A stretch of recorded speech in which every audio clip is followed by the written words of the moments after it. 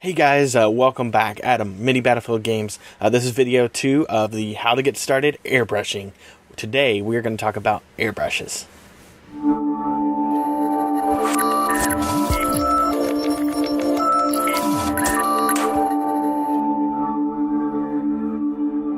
Hey guys, Adam from Mini Battlefield Games. This is video number 2. We're going to talk about airbrushes.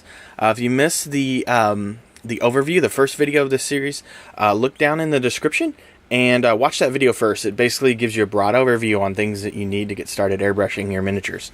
So today we're going to talk about these guys, specifically airbrushes, and we're going to go over, what types of airbrushes are out there and available, and then which ones I recommend, and then I'll do a comparison between one of the like a $12 airbrush from China versus a starter brush, $100, anywhere from $60 to $100.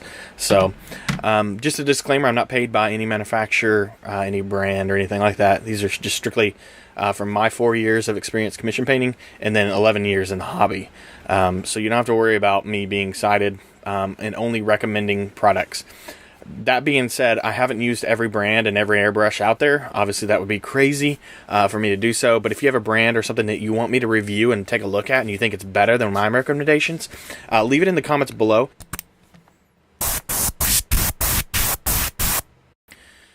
So we're going to get started on what types of airbrush there are. And really, airbrushes are fit into 3 categories. Basically, they have different features in each of those categories. So the first one is going to be the action or trigger type. Then the second one is the paint feed system. And then the third characteristic is the mix location. And then at the end, we're going to wrap all this up and say, well, which one's acceptable for miniature usage.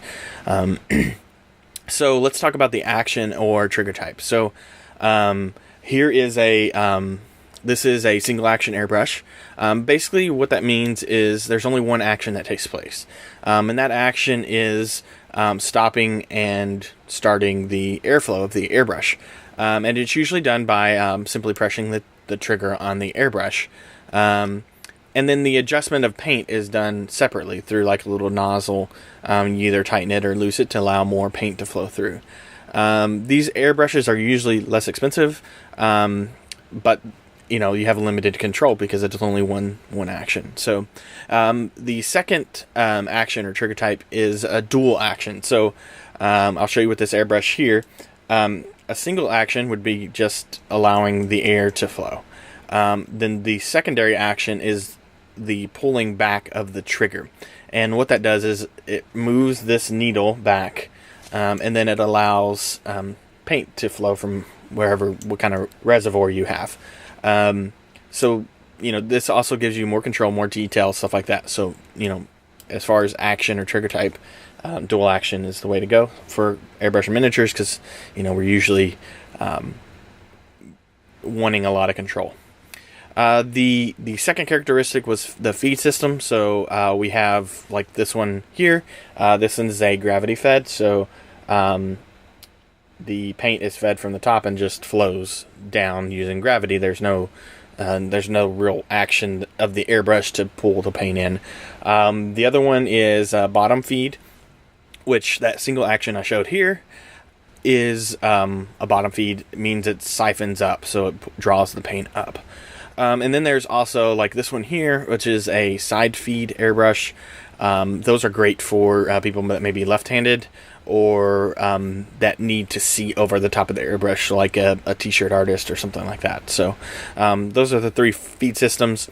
I recommend a gravity feed airbrush for your detail work and stuff like that, and then a bottom feed or siphon if you're like doing large coverage, primer, stuff like that, or you need a lot of paint. Usually siphon feed's the way to go, because you notice this paint reservoir isn't all that big. Now you can get different cups and stuff like that, but usually your siphon feeds hold more paint. So if you're doing terrain or large boards or something like that, siphon fed's usually the way to go there. So, and then the third characteristic is the mix point. So there's internal and external. And simply what that means is where the paint meets the air. For example, in this one, this airbrush is internal. There are external airbrushes. They're usually cheaper and used for like large coverages. Usually those are your big paint guns that you use to like paint your house or something like that. So really we're going to stick, in the case of miniatures, we're going to stick to internal mix because you get finer atomization, so the particles of paint get smaller with an internal mix. That's usually what we would stick to since we're painting small objects. Anyway, those are the main characteristics. So let's go over, just to wrap it up, the action or trigger type, the paint feed system, and the mix location. So we're going to look for a dual action airbrush with a gravity feed system for your paint or media, and then the mixed locations internal. So that's what you're going to want to look for. You want dual action, gravity fed, internal. Okay, so now we want to get into the part where everybody's waiting to get into. We got past the boring part, so here we go. We've got 3 airbrushes here. $200, $100, $12. But I want to show you the differences. So I'll go ahead and start taking them apart, and I'm going to take apart the same things for both of them. So one of the things with this one, it has an enclosed needle, and the threads are not very fine. It was really hard to get that off. So basically these are exposed, so I can actually remove this needle on this airbrush without even taking off the back piece. So there would be the needle removing. And I can also see if the needle's actually moving by looking at the side of the airbrush. So when I pull the action back, you can see that the needles are actually moving. On this one, similar, you can remove the needle after taking off that enclosure. So just some differences. This one actually has an attachment that goes in here that restricts. You can adjust it so that way you get a consistent pullback. So you can only pull back to whatever you set your tension up back here. So now the all of these have some kind of needle protection, like that one has this one. If you look at this one here, whoops, I'm unscrewing the whole thing. Let me grab a hold of that. Okay.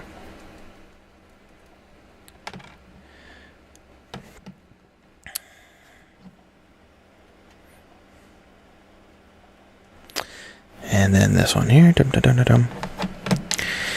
So they have like a needle guard.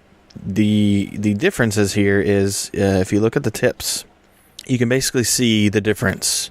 One of the main differences, if you notice on both of these Badger brushes, you can see the holes where the air will flow, and you notice that it has several holes all the way around the needle where the paint is going to be atomized. This one does not. So that's one of the big first differences between a quality airbrush versus one of these from China. So, but let's keep looking at more differences. So now we're going to take it out. Let's go ahead and take out the needles on all of these, just so we don't get them bent.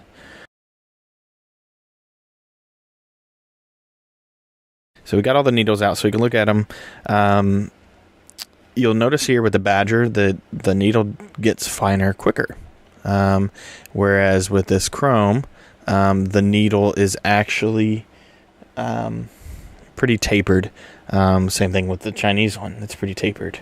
Now let's go ahead and look at the nozzle on these airbrushes. We look at this one here. Once again, you can see the air has no flow control in there. We'll look at the nozzle here. And the nozzle actually came out with the so this is the nozzle here for that one. And then we'll go over to the chrome here.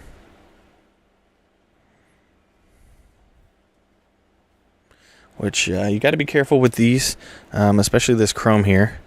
You can see the nozzle on this, how small that is. And we'll compare it to a tip of a pencil. So that's the needle there for that chrome. And that's my detail brush. And so let me go ahead and remove that one. I can show you what it looks like. You can see here I use that tool on the end. You got to be very careful because you can easily strip that needle out. And then your $12 brush becomes completely useless. So you can see here how small that one is as well. Okay, so now we're back to all three of the airbrushes. And once again, you can see the difference between the airflow. This brush is actually pretty dirty. Recently used it, and I hadn't cleaned it yet. But you can tell the airflow is more regulated here, where this, the airflow is actually in the brush, and it's just solid. Just wherever the least resistance is where the air flows. These actually have control points. You can see that there's actually regulation even back behind the nozzle. So the air is regulated there, where with this one, the air is regulated through that dot there. And then the Chinese one has no air regulation whatsoever in it. Also, we'll look inside here. You can see the difference. If you look inside this Patriot, you can see how nicely milled that cup is. And then if you look in this Chinese one, you can see that it's, with all the reflections in there, you can see all the mill locations. Like there was a drill bit. It's not a smooth transition. And especially down in here, you can actually see, it's kind of hard to see that on camera, but you can actually see the mill location there when they drilled out and made this airbrush.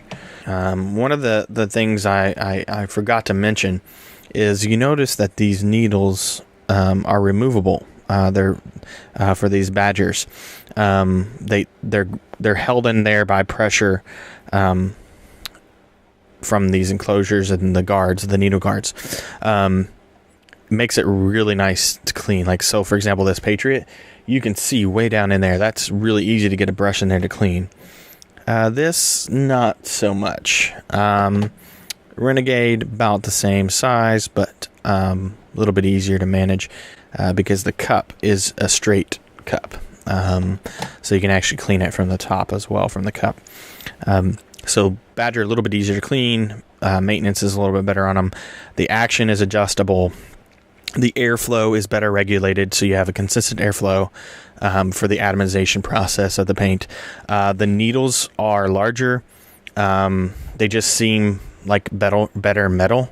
And then I'm going to put them back together, and we're going to weigh them and just kind of show you the difference between the weight of these brushes.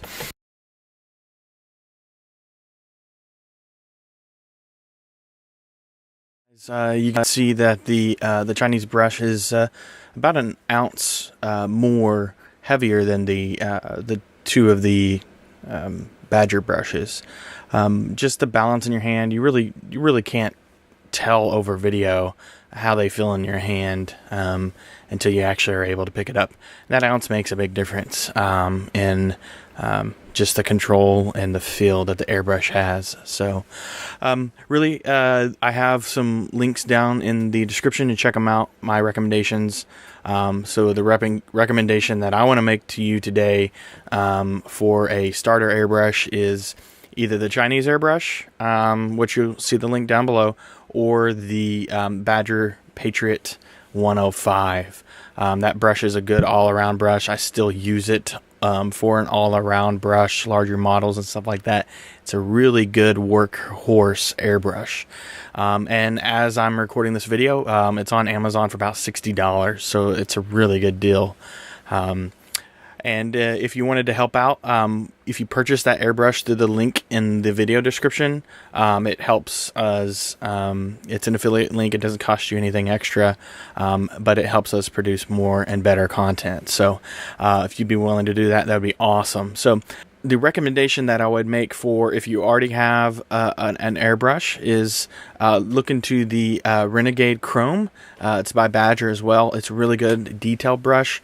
I wouldn't recommend that brush for beginners because it can be kind of flaky and stuff like that. As far as, you know, you got to be really good at thinning paint. You got to be really good at airbrush control and stuff like that. It's not a very forgiving brush. But it is a very good detailed brush, and that's what I use for detailing. The link for that will also be in the video description below. We're going to call this one a wrap on this Getting Started Airbrushes. I hope you've enjoyed it. Please like this video if you like it. Leave a comment if you have any questions. Feel free to get in contact with us on Twitter, Facebook, or Instagram. Mini Battlefield Games is the name we're under. So just search under those and you can find us. We would love to have you. Please subscribe, and it helps us build the community and get our name out there and get this information out to those that are really in need. Thank you so much, guys. I hope to see you on the next video when we talk about air compressors.